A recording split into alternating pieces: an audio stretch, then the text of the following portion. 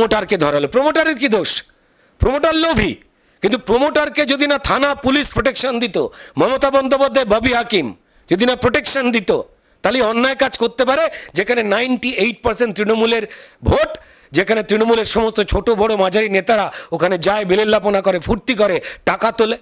এই অমানবিক দানবিক মুখ্যমন্ত্রী যে টাকা রক্ত ছাড়া কিচ্ছু চায় না, গণতান্ত্রিক পদ্ধতিতে বর্জন করুন। মুসলমান ভাই বোনেরাই বলে দিয়েছে, বাংলাদেশ থেকে লোক নিয়ে এসে রোহিঙ্গাদের ঢুকিয়ে ভরানো হচ্ছে এই গার্ডেন রিচ। দেখুন, সিন্ডিকেটের জন্ম দিয়েছিল সিপিআইএম, বামেরা। রাজারহাট সল্টলেক এরিয়ায় প্রথম জন্ম দেওয়া সিন্ডিকেটের, সেটাকে শিল্প করে তুলেছে কারা? তৃণমূল। নমস্কার, চ্যানেল হিন্দুস্তানের সমস্ত দর্শককে অনেক অনেক স্বাগত। আজ আমাদের সঙ্গে রয়েছেন অভিনেতা তথা বিজেপি নেতা রুদ্রনীল ঘোষ। রুদ্রদা, আজকে শুনেছেন যে গার্ডেন রিচে বহুতলা বাড়ি যেটা বেআইনিভাবে হচ্ছিল সেটা পড়ে গেল এবং সেখানে 2 জন মারা গেল এবং 15 জন আহত। মেয়র বলছেন যে কাউন্সিলরের নাকি জানার কথা নয় কোন বাড়ি বেআইনি। কি বলবেন? এই অঞ্চলটা খুব ভালো করে জানি, অত্যন্ত ঘিঞ্জি এরিয়া, মধ্যবিত্ত এবং নিম্নবিত্ত মানুষ এখানে বাস করেন এবং এখানে বেআইনি বাড়িরই বেসিক্যালি মেলা, এবং সেই মেলাটা, বেআইনি বাড়ির মেলা বসায় হচ্ছে টোটালটাই তৃণমূলের কাউন্সিলর এবং পুলিশ।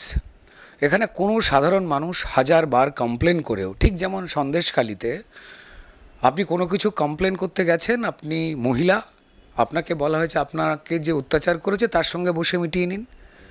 আপনার জমি লুট হয়েছে, আপনার জমি নিয়ে মাছের ভেড়ি বানিয়ে দেওয়া হয়েছে, আপনি পুলিশের কাছে গেছেন, পুলিশ বলেছে যে আপনাকে যে লুট করেছে শেখ শাহজাহান, তাদের সঙ্গে বসে মিটিয়ে নিন। ঠিক সেম ঘটনাই ঘটছে হচ্ছে এই দক্ষিণ কলকাতা লোকসভার অন্তর্গত এরিয়া, এই গার্ডেন রিচ অঞ্চলেতে। এখানে 3 থেকে 4 ফুটের গলি এবং সেই গলিতে ঝাঁকে ঝাঁকে খেলার মাঠ, পড়ে থাকা জায়গা, সরকারি জায়গা বা কারুর জায়গা তারা দূরে থাকেন সেটা দখল করে, বা পুকুর, খাল, সেগুলোকে বুঝিয়ে চোখের সামনে কাউন্সিলরের মদতে এই বিল্ডিংগুলো তৈরি হচ্ছে। এবং কেউ প্রতিবাদ করতে এলে গুন্ডাদের প্রোটেকশন দেয় গার্ডেন রিচ থানার পুলিশ। এ সবাই জানে। ববি হাকিম মেয়র, তিনি তারই এরিয়ার মধ্যে পড়েন, তার সকাল বিকাল যাতায়াত এই এরিয়াতে, এবং ওই এরিয়ার যিনি কাউন্সিলর তিনি 5 কোটি টাকার গাড়ি চড়েন। একজন কাউন্সিলরের মাইনে কত? যদি না এই বেআইনি নির্মাণের জন্য তিনি সাহায্য না করেন, তাহলে বেআইনি নির্মাণ কোনো কাউন্সিলরের এরিয়ায় ঘটা সম্ভব নয়। দেখুন, সারা পশ্চিমবঙ্গ জানে যে পশ্চিমবঙ্গের যে কোনো কাউন্সিলর তৃণমূলে, তাদের মাসে ইনকাম 25-50 লাখ থেকে 1 কোটি টাকা অবধি মিনিমাম, এবং এই টাকাটাই আসে সিমেন্ট বালি থেকে, অবৈধ নির্মাণ থেকে। এবং কেউ যদি নিজের বাড়িতেও অবৈধ নির্মাণ তুলতে চায়, ছাদের ওপর ঘর তুলতে চায়, তাকে সাহায্য করে কলকাতা কর্পোরেশন এবং এই কাউন্সিলরদের গ্যাং। বেআইনি বাড়ি নির্মাণ মানেই হচ্ছে যখন আপনাকে এলাকার কাউন্সিলর এবং পুলিশ সাহায্য করছে, তখন তাদের একটা টাকা আপনাদের প্রমোটারের হাত থেকে আপনারা পাবেন। এবার প্রমোটার একটা বাড়ি বানাতে গেলে, জবরদখল করা জমি নিয়ে বাড়ি বানাতে গেলে, সে তার লাভ বেশি করে তুলতে গেলে তাকে তো সিমেন্টের জায়গায় বেশি করে বালি দিতে হবে। কেন না, সিমেন্টের টাকাটাই তো তৃণমূল তুলে নিয়ে চলে যাচ্ছে। আর এই সবটাই অত্যন্ত আন্তরিকতা নিয়ে মমতা বন্দ্যোপাধ্যায় নিজে জানেন। তাই এই যে নাটকটা, যারা মারা গেছে, আপনারা এতটাই টাকা লোভী, যে কোনো জায়গার পুকুর, খেলার মাঠ সর্বত্র বুঝিয়ে দিচ্ছেন, পশ্চিমবঙ্গের সর্বত্র। এই গার্ডেন রিচ, খিদিরপুর, এই অঞ্চলটা তো ঢুকতে আপনার ভয় করবে, যে কোনো মুহূর্তে কোনো অবৈধ বাড়ি আপনার ঘাড়ে ভেঙে পড়বে। এই বাড়িগুলো এইভাবে নির্মাণ করা হয় কারণ প্রমোটারের লাভের টাকার অর্ধেক যদি তৃণমূলের নেতা, কাউন্সিলর, মন্ত্রী তাদের দিয়ে দিতে হয়, সে তার লাভ রাখবার জন্য সে বালি বেশি মেশাবেই। এবং তারপর ফ্ল্যাট বিক্রির আগে সেই ইটের গাঁথুনি যা বালি দিয়ে তৈরি হয়েছে, সিমেন্ট নেই, যে সিমেন্টের টাকা তৃণমূলের কাউন্সিলর, নেতা, মন্ত্রী, মমতা বন্দ্যোপাধ্যায়রা তাদের পার্টির অ্যাকাউন্টে নিজের পকেটে ঢুকিয়ে নিয়েছেন, তার উপরে প্লাস্টার পড়ে যাবে আর অসহায় মানুষ কোনো কিছু না জেনে সেই বাড়ি কিনে ফেলবেন। এটা তো বাড়িতে লোক আসার আগেই ভেঙেছে। এবং ঘিঞ্জি এরিয়া, যেখানে অবৈধ নির্মাণ হচ্ছিল, পুলিশের চোখের সামনে, কাউন্সিলরের চোখের সামনে তৃণমূলের সমস্ত নেতারা ওখানে গিজগিজ করে। 98% ভোট পেয়েছিল এই কাউন্সিলর, 98। বিরোধীরা ভোট দিতে ভয় পায়, কারণ তাদের ওই পাড়ায় থাকতে দেওয়া হবে না, খুন মার্ডার করে দেওয়া হবে। এখন ববি হাকিম বলছেন এটা তাদের কাজ না, উনি মিথ্যা কথা বলছেন। মমতা বন্দ্যোপাধ্যায় মৃত্যু কেনার জন্য প্রত্যেক জায়গাতে 5 লক্ষ টাকা করে পকেটে নিয়ে ঘুরে বেড়ান। আনিস কাণ্ড দেখতে পারেন, সেখানে 5 লাখ টাকা নিয়ে চলে গিয়েছিলেন। বকটুইতে যেখানে মুসলমান মা বোনেদের তৃণমূলের মুসলমানরা পুড়িয়ে মারল, যেখানে মানুষ পুড়ছে, মা পুড়ছে, বোন পুড়ছে, তার 300 মিটার দূরে, মানে ঢিলছোড়া দূরত্বে, 300 মিটার মানে দেখা যায় অত বড় আগুন হচ্ছে, সেখানে পুলিশরা দরজা জানলা বন্ধ করে কি যেন মিটিং করছে। তারপর সেই মৃত্যু কিনতে গেলেন মুখ্যমন্ত্রী, নিজেদের দলের 2 নম্বরই পাপ ঢাকতে গিয়ে 5 লাখ টাকার মৃত্যু কিনতে গেলেন। ঠিক এখানেও তিনি সেই খেলা খেলছেন। অর্থাৎ যে যতক্ষণ না পর্যন্ত মিডিয়া চলে যাবে, মানুষ জেনে যাবে, ততক্ষণ অবধি এই অবৈধ চোর ডাকাত লুম্পেনদের পাশে দাঁড়াও, যারা মানুষের অধিকার লুট করবে। সেই লুটের টাকার আমাদের ভাগ দিলে তুমি নিরাপদ। আর যেই মিডিয়া জানাজানি হয়ে যাবে, সঙ্গে সঙ্গে যাতে ইডি বা সিবিআই বা হাইকোর্টের তত্ত্বাবধানে এদের কেসগুলো না চলে যায়, তাই খপাত করে পুলিশ পাঠিয়ে, যাতে না কথা কেউ বার করতে পারে তার মুখ থেকে, তারা পুলিশের কাস্টাডিতে নিয়ে নেবে, যাতে জনরোষ না হয়। ভোটের আগে সেই খেলাটাই খেললেন। গ্রেপ্তার করা উচিত ওখানে ওই কাউন্সিলরকে, যে 5 লক্ষ টাকার গাড়ি, 5 কোটি টাকার গাড়ি চড়েন। একজন কাউন্সিলর, তার মাইনে কত, সে 5 কোটি টাকার গাড়ি চড়ছে, এটা তো ববি হাকিমও জানেন, তৃণমূল নেত্রী জানেন। সেই 5 কোটি টাকার গাড়ি চড়ে, বেন্টলে গাড়ি, সেই গাড়ি চড়ে কলকাতা কর্পোরেশনে গেছিলেন। এলো থেকে এই অবৈধ নির্মাণেরই তো টাকা, সিমেন্ট বালি চুনসুরকির টাকা, যা মানুষের প্রাণের বিনিময়ে লোটা টাকা। গ্রেপ্তার করা উচিত একে, এবং অবশ্যই ববি হাকিমকে ডেকে এনকোয়ারি করা উচিত, ইভেন মমতা বন্দ্যোপাধ্যায়কে। পুলিশ মন্ত্রী পুলিশ, এই তৃণমূলের 5 কোটি টাকার গাড়ি চড়া যে কাউন্সিলর, তাদের তত্ত্বাবধানে চলে, আর এই কাউন্সিলররা ববি হাকিমদের তত্ত্বাবধানে লুট চালায়, মানুষ মারে। আর মানুষ মরে গেলেই ঠিক আনিস খান, ঠিক বকটইয়ের মুসলমান মা বোনেরা, ভাইরা, বাচ্চারা যেরকমভাবে চেলা কাঠের মতো পুড়ে মরে গেল তৃণমূলের হাতে, তার জন্য রেডি 5 লাখ টাকা। এখানেও মুখ্যমন্ত্রী রেডি রেখেছেন 5 লাখ টাকা। অর্থাৎ যতক্ষণ তুমি লুট করছো, ধরা পড়ছো না, তৃণমূলকে টাকা দিচ্ছ, ততক্ষণ তুমি অন্যায় করে যাও। আর যেই লোক জানাজানি হয়ে যাবে, তোমাকে আমি চিনি না, সে তুমি শাহজাহান হও, অনুব্রত হও, আমি বাবা তোমার পাশে নেই, ঠিক তেমনই এই প্রমোটারকে ধরালো। প্রমোটারের কি দোষ? প্রমোটার লোভী। কিন্তু প্রমোটারকে যদি না থানা পুলিশ প্রোটেকশন দিত, মমতা বন্দ্যোপাধ্যায় ববি হাকিম যদি না প্রোটেকশন দিত, তাহলে অন্যায় কাজ করতে পারে। যেখানে 98% তৃণমূলের ভোট, যেখানে তৃণমূলের সমস্ত ছোট বড় মাঝারি নেতারা ওখানে যায়, বেলেল্লাপনা করে, ফুর্তি করে, টাকা তোলে।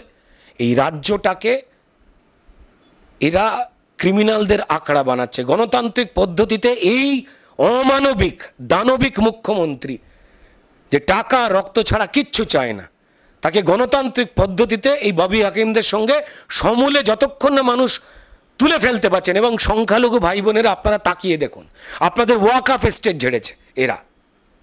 কেন্দ্র সরকার থেকে আপনাদের জন্য আবাসের প্রকল্প পাঠাচ্ছে হিন্দু মুসলমান সবার জন্য, গরিবের তো জাত হয় না, সেইটা ঝাড়ছে তৃণমূল। আপনাদের জল জীবন মিশনের জন্য বাড়িতে বাড়িতে গরিব মানুষ জল খাবে, জল পানি তার হিন্দু মুসলমান হয় না, সেটা ঝাড়ছে তৃণমূল। আপনাদের জব কাজের টাকা, তার হিন্দু মুসলমান হয় না, কেন্দ্র থেকে নরেন্দ্র মোদী পাঠাচ্ছে, সেটা ঝাড়ছে তৃণমূল। কোভিডের সময় থেকে বিনামূল্যে রেশন, সেই রেশনের চাল ডাল চুরি করছে মমতা বন্দ্যোপাধ্যায়ের আদরের বালু, তাকেও প্রশংসা করেছে, ক্রিমিনাল বলেনি। হিন্দু মুসলমানের গরিবের চাল ডাল চুরি করছে। বাচ্চাদের মিড ডে মিলের টাকা পাঠাচ্ছে কেন্দ্র, তার তো হিন্দু বাচ্চা মুসলমান বাচ্চা হয় না, তারও টাকা যাচ্ছে তৃণমূল। তারপর এই আনিস খান, তাকে মারল তৃণমূলের পুলিশ। বকটুইতে মুসলিম ভাই বোন, তাদের মারল তৃণমূলের পুলিশ, নিজেরা দূরে দাঁড়িয়ে থেকে। তারপর এইখানেও খিদিরপুরে, যেখানে অধিকাংশ মুসলিম মানুষ থাকেন গার্ডেন নিচে, এই অঞ্চলে আপনাদেরও মারছে। চোখ খুলুন, চোখ খুলুন, গণতান্ত্রিক পদ্ধতিতে এদের বর্জন করুন। আর আমরা অবশ্যই এই ঘটনার অন্তত কেন্দ্রীয় তদন্ত আমরা চাইছি। এটা একটা ষড়যন্ত্র পরিকল্পনা, সারা গার্ডেন রিচ, সারা খিদিরপুর পুরোটাই ছেয়ে রয়েছে বেআইনি বহুতলে। শুনলে আশ্চর্য হয়ে যাবেন, ওই অঞ্চল বনেদি হিন্দুদের জায়গা ছিল, সেখান থেকে তাদের ভয় দেখিয়ে তাড়ানো হয়, তারা এক ঘরে হয়ে গেছে।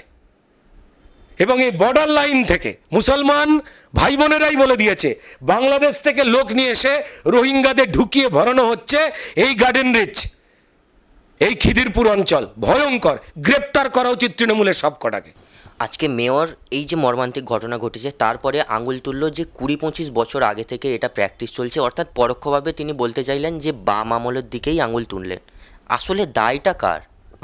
দেখুন, বাম আমলে যে দুর্নীতিটা কুটির শিল্প ছিল, তৃণমূল সেটাকে খুব সযত্নে লালন করে সেটাকেই বড় শিল্পে পরিণত করেছে। দেখুন, সিন্ডিকেটের জন্ম দিয়েছিল সিপিআইএম, বামেরা। রাজারহাট সল্টলেক এরিয়ায় প্রথম জন্ম দেওয়া সিন্ডিকেটের, সেটাকে শিল্প করে তুলেছে কারা? তৃণমূল।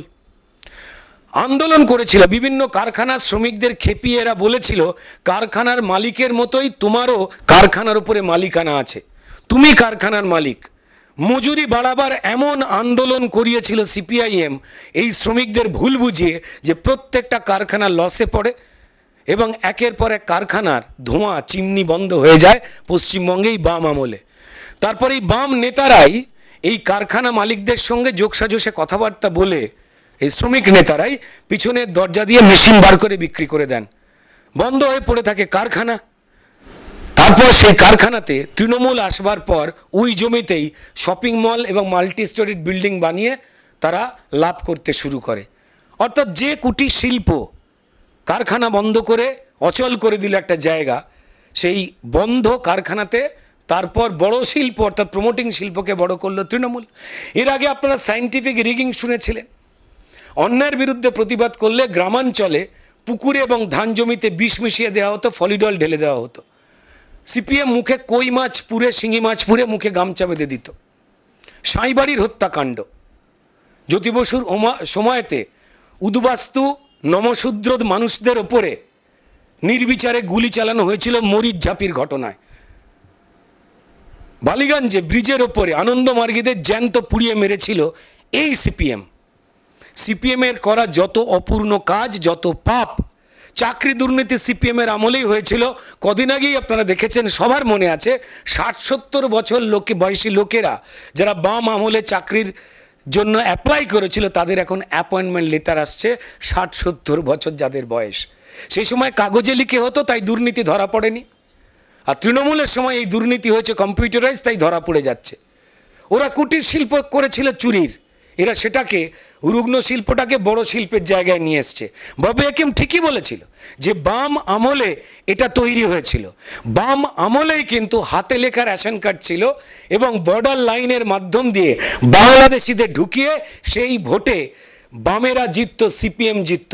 তার বিরুদ্ধে আজকের মমতা বন্দ্যোপাধ্যায় সিএএ চালু হোক সেই সপক্ষে আন্দোলন করেছিলেন এবং সবার মনে আছে, এখনও ভিডিও আছে ইউটিউবে, যে তিনি এইভাবে বাংলাদেশ থেকে লোক ঢুকিয়ে পশ্চিমবঙ্গে মুসলমানের মধ্যে মিশিয়ে ভোটার বানিয়ে সিপিএম ভোট লুট করত, তাই সিএএ চেয়ে তিনি কথা বলতে চেয়েছিলেন, সময় পাননি বলে স্পিকারের মুখের ওপরে কাগজ ছুঁড়ে মেরেছিলেন।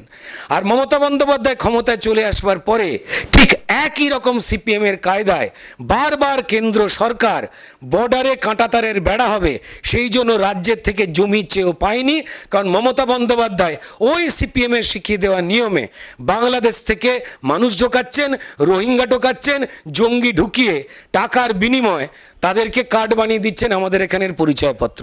লোকে প্রশ্ন করতেই পারেন যে পরিচয়পত্র তো কেন্দ্র সরকার দেয়, ঠিকই বলেছেন, কিন্তু তাদের জেনে রেখে দেওয়া দরকার যে এই পরিচয়পত্র পেতে গেলে যারা বর্ডার লাইনে তৃণমূলের পঞ্চায়েত প্রধান রয়েছেন বা এমএলএ রয়েছেন তাদের সার্টিফিকেট ইস্যু করার উপরেই পরিচয়পত্র দেওয়া হয়। তাই টাকার বিনিময়ে তারা এই 2 নম্বরিটা ঠিক সিপিএমের স্টাইলে চালিয়ে যাচ্ছেন।